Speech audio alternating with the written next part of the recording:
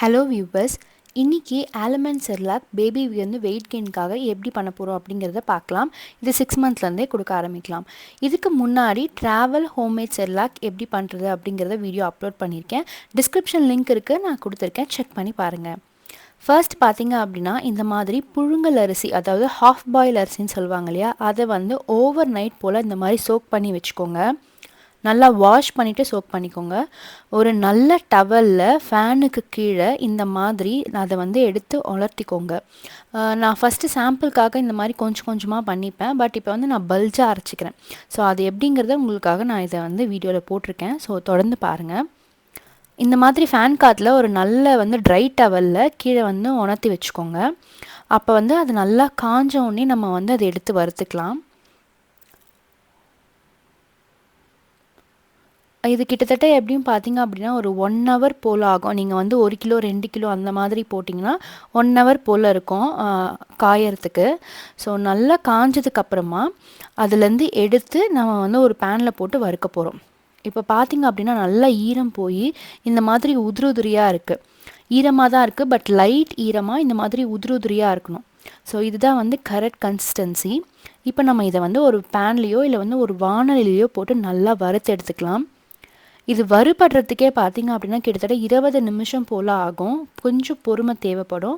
நல்லா பொறுமையாக இந்த மாதிரி பொரி அரிசின்னு சொல்லுவாங்களே, சின்ன வயசுலாம் கூட நம்ம சாப்பிட்ருப்போம் வெறுமனே.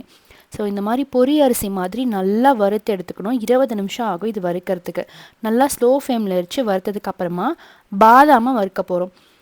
1 கிலோ அரிசிக்கு கிட்டத்தட்ட 1/4 கிலோ, அதாவது 250 கிராம் போல் பாதாமை நம்ம ஆட் பண்ணிக்கணும்.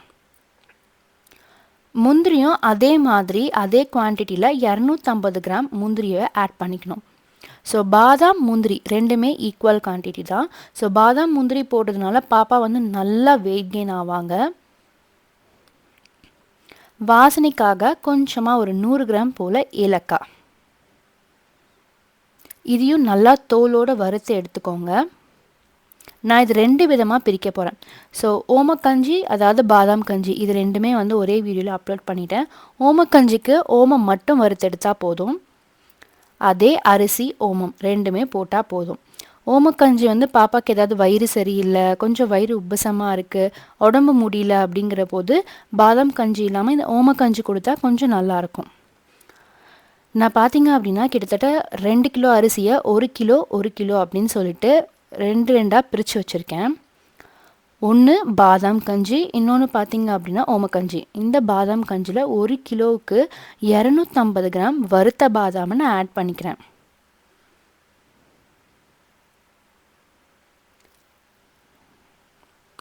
அடுத்ததாக பார்த்தீங்கன்னா 250 போல் வறுத்த முந்திரியை ஆட் பண்ணிக்கணும். எல்லாமே ட்ரை ரோஸ்ட் மட்டும்தான் பண்ணணும். அரிசி மட்டும்தான் ஊற வச்சுட்டு இந்த மாதிரி ட்ரை ரோஸ்ட் பண்ணிக்கணும். அடுத்ததாக ஏலக்காய். ஓமக்கஞ்சிக்கு வெறும் அந்த அரிசி, அதாவது வறுத்தெடுத்த அந்த பொரி அரிசின்னு சொல்லுவோம் இல்லையா, ஸோ அது வறுத்த ஓமம். ஓமம் கிட்டத்தட்ட ஒரு 100 கிராம்ஸ் போல் இருந்தால் போதும். இது கூட கொஞ்சமாக ஒரு 4 ஏலக்காய், அவ்வளோதான். இது வந்து பாப்பாவுக்கு ஏதாவது ஃபீவர் இல்லை அன்றைக்கி ஏதாவது வயிறுத்துக்கு ஒத்துக்கல அப்படின்னா இந்த ஓமக்கஞ்சி கொடுத்தா டக்குன்னு கேட்கும். நான் மிஷினில் கொடுத்து அரைச்சி எடுத்துகிட்டு வந்து வச்சுருக்கேன். ஸோ பார்க்க இந்த மாதிரி வெள்ளை கலரில் இருக்கும் பாதாம் கஞ்சி.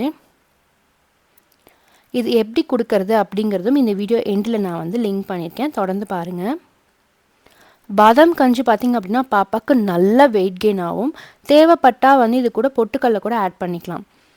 இந்த ஓமக்கஞ்சி பார்த்திங்க அப்படின்னா கொஞ்சம் அந்த கிரே கலரில் இருக்கும் லைட்டாக. ஸோ ரெண்டுமே நல்லா ஏர்டைட் கண்டெய்னரில் ஃப்ரிட்ஜில் வச்சுக்கோங்க. எறும்பு வர சான்சஸ் இருக்குது. ஃப்ரிட்ஜ் வேணும்னா ஃப்ரிட்ஜில் வச்சுக்கலாம், அப்படி இல்லைனா எறும்பு வராத இடத்துல வச்சுக்கலாம். அவ்வளோதான். இப்போ ஒரு நல்ல பேன் எடுத்துக்கோங்க. நல்லா அடிகனமான பேன் எடுத்துக்கோங்க, அப்படி இல்லைனா அடி பிடிச்சிரும். இதில் நான் கிட்டத்தட்ட ஒரு 3 ஸ்பூன் போல் பாதாம் பவுடர் போட்டிருக்கேன்.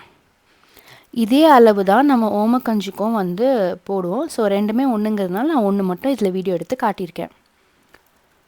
3 ஸ்பூன் போல் பாதாம் பவுடர் போட்டதுக்கப்புறமா நல்லா தண்ணி ஊற்றி கட்டி இல்லாமல் டைல்யூட் பண்ணி வச்சுக்கோங்க. இந்த மாதிரி கஞ்சி எப்பவுமே கொஞ்சம் கட்டி தட்டும். ஸோ அதனால் டைல்யூட் பண்ணி வச்சுக்கோங்க. என் பாப்பாவுக்கு கிட்டத்தட்ட 1.5 வயசு ஆயிடுச்சு. ஸோ லைட்டாக உப்பு நான் சேர்த்துக்கிறேன்.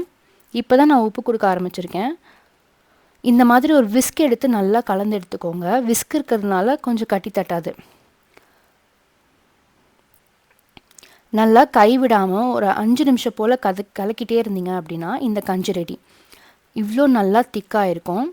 பார்த்தீங்க அப்படின்னா நல்லா ஒரு கிளாஸ் கன்சிஸ்டன்சி மேலே ஃபார்ம் ஆகும். ஸோ அதுதான் வந்து கஞ்சி ரெடியானதுக்கான ஒரு பதம் அப்படின்னு சொல்லுவாங்க. இந்த மாதிரி பபுள்ஸும் வர ஆரம்பிக்கும். ஸோ இப்போ வந்து கஞ்சி நல்லா ரெடி ஆயிடுச்சு.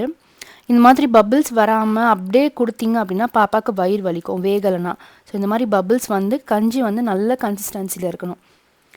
கொஞ்சமாக மேலே நெய் சேர்த்து கொடுங்க. வெயிட் கெயின் ஆகலை அப்படிங்கிற பாப்பாங்களுக்கு இது கொடுத்தீங்க அப்படின்னா நல்லா வெயிட் கெயின் ஆவாங்க, சத்தும் கூட. ஸோ இதை ட்ரை பண்ணி பார்த்துட்டு சொல்லுங்கள் எப்படி இருந்ததுன்னு. இது கூடவே பார்த்தீங்க அப்படின்னா நிறைய வீடியோ வந்து லிங்க் பண்ணியிருக்கேன். இதுக்கு முன்னாடி ஹோம்மேட் செர்லாக் வந்து கொடுத்துருந்தேன், ட்ராவல் செர்லாக். ஸோ அதையும் போய் பாருங்கள். பிடிச்சிருந்தது அப்படின்னா லைக் பண்ணிக்கோங்க, சப்ஸ்கிரைப் பண்ணிக்கோங்க, பக்கத்தில் இருக்கிற பெல் ஐக்கனையும் கிளிக் பண்ணிக்கோங்க. தேங்க்யூ.